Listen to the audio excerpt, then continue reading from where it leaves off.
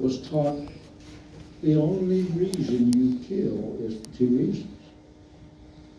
One, to eliminate an animal that is in misery,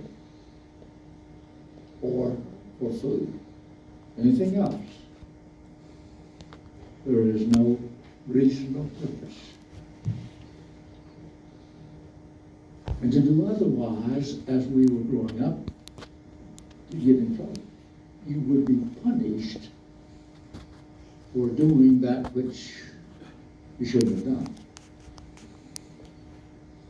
I can recall very well one of those punishments that I got because I killed a bird with a slingshot. Well, some of you don't even know what a slingshot is. I see one lady here knows what it is. It was, a forked stick with two pieces of rubber on it, and a piece of leather, and you put a stone in it or a marble. We use marbles. They make perfect bullets. And my dad saw me kill that bird. And up there on the limb, just a guy singing his song. Never done it a second time, I'll guarantee you. So this fellow was somebody like me, and then he was told that there was a group of people that wanted to take his freedom away from him, take over America. He didn't know anything about Japanese, and he had never heard of them, and I hadn't either. And he'd been taught, as I was, that we inherited two very special gifts the moment we were born. First was that gift of life. We can't do that ourselves. And the second was the gift of freedom.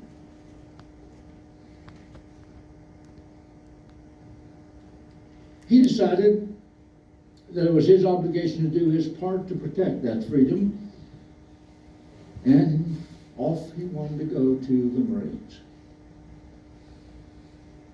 He was about 12 years old, and he was getting sort of out of hands for Mom to handle, and his dad died when he was 9, and Mom couldn't do much with him. Those days she could commit, or they could commit, a boy to a military school. So she did. 12 years old, she committed him to a military school. Straightened him out. He was 14 years old when Pearl Harbor happened. He didn't know anything about war either. But because they had killed so many people at Pearl Harbor, he wanted to join the Marines. And as he always said many times, just to kill Japs. That was his main thing, he'd say, whatever he said. So he went to a Marine recruiter because he wanted to be a Marine. He didn't know why. He just wanted to be a Marine. And the Marine looked at him and knew he was too young. He's only 14 years old. He said, well, you can't go to the Marines. I can't take you. He said, what do I have to do to get in the Marines? He said, well, you got to be 17 and get your mother or your parents' consent, or be 18. So Jack went to the courthouse and got his birth certificate and changed the ending of the year in which he was born to show he was 17. His mother couldn't read nor write, but he wrote a letter out and signed her name to it as if she had written it. Went to a different recruiter. Smart boy. Here he's got the documents to enter, and that Marine knew he wasn't 17 years old. But what does he do? He can't turn him down. He doesn't have any reason to turn him down because birth certificate says he's 17 and Mom says he can go. So he took him. So he went to boot camp at 14 years old.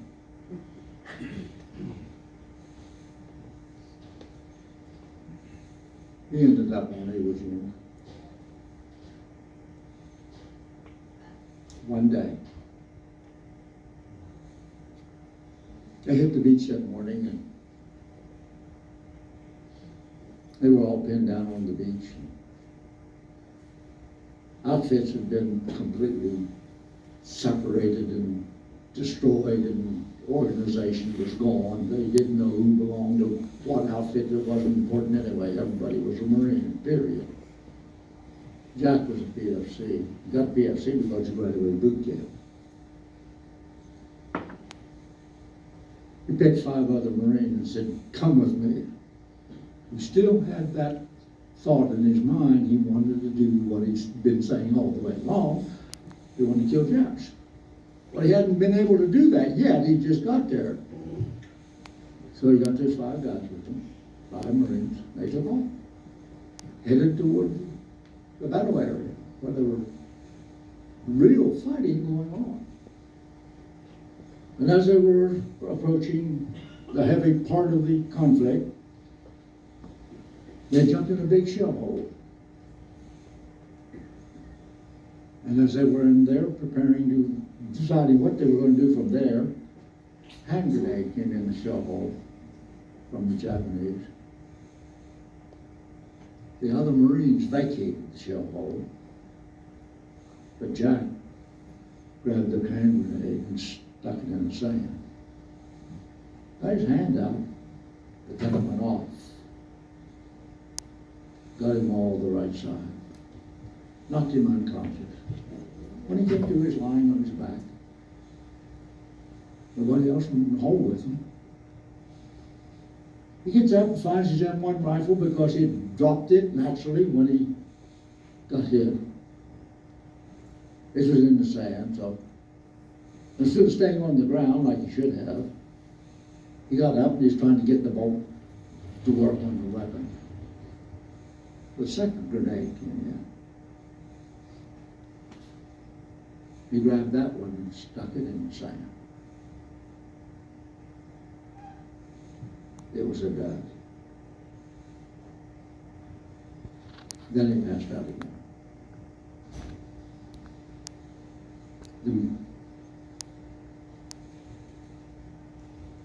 The other Marines came by and picked him up on a stretcher and headed him back to shore, take him out to a ship.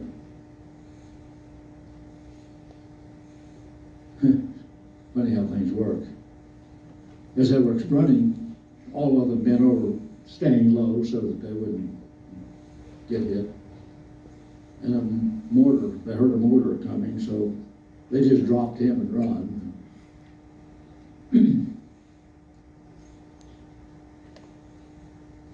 But the mortar went on, and they came back, picked up Jack, took him out to the ship, and as they were taking up that narrow walkway that goes up the side of a ship, those steps. They had him on a stretcher, but only 2 guys could carry him there, taking him up. And most of us have never, well, most of you have never been up those steps. You've been up those steps. They're not very wide, and one of them stumbled and dropped him. And fortunately, he rolled toward the ship instead of away from the ship, or we'd lost Jack to the fish. But they retrieved him, took him on, sent him back to Hawaii, 8 months in the hospital, and I don't know, 40-some operation. Then the Marine Corps discharged him because he had fraudulently enlisted in the United States Marine Corps, which is a court-martial offense.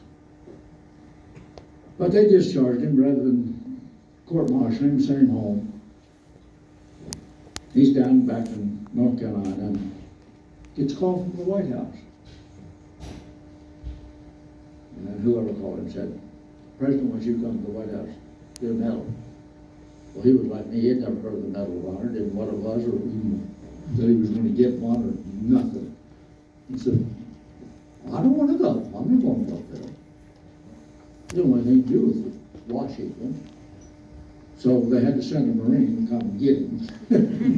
They said, he better come because the President wants him at the White House. So on October the 5th, 1945, Jack Rivers, as a 17-year-old Marine, received the Medal of Honor, the second youngest person who ever received a medal in our history.